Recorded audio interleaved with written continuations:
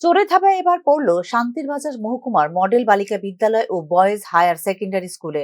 মঙ্গলবার রাতে এই দুটি বিদ্যালয়ে দুঃসাহসিক চুরি সংগৃহীত করে নিশি কুটুম্বের দল।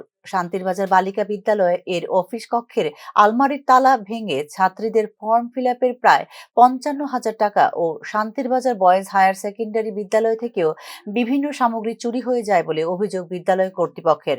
ঘটনা তদন্তে পুলিশ। বুধবার সকালে শান্তির বাজার বালিকা বিদ্যালয়ের প্রাথমিক বিভাগের শিক্ষকরা বিদ্যালয়ে এসে বিদ্যালয়ের মেইন গেট, অফিস কক্ষ, আলমারির স্টাফ রুম ও প্রতিটি ক্লাসরুমের তালা ভাঙা অবস্থায় দেখতে পেয়ে পুলিশকে খবর দিলে ঘটনাস্থলে ছুটে যায় শান্তির বাজার থানার পুলিশ।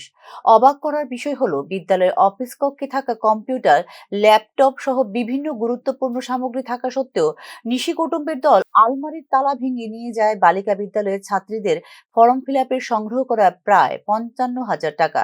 অপরদিকে একই দিনে শান্তির বাজার বয়েজ হায়ার সেকেন্ডারি স্কুলেও অফিস কক্ষ ও স্টাফ রুমের তালা ভেঙে বিভিন্ন সামগ্রী চুরি করে নিয়ে যায় নিশি কুটুম্বের দল।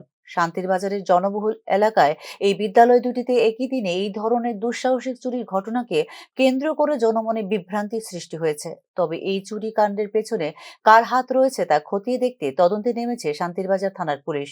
চুরিকাণ্ডের ঘটনা প্রত্যক্ষ করে বিদ্যালয়ের শিক্ষক সাংবাদিকদের বিস্তারিত জানিয়েছেন।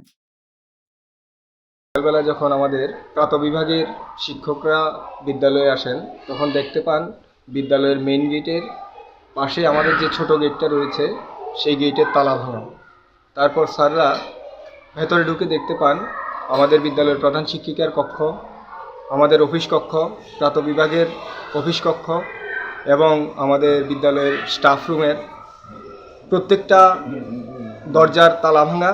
সেই সাথে অফিস রুমগুলোতে প্রত্যেকটা রুমগুলোতে আমাদের যে আলমারিগুলো রয়েছে প্রত্যেকটা আলমারির লকার ভাঙা। প্রায় শতাধিক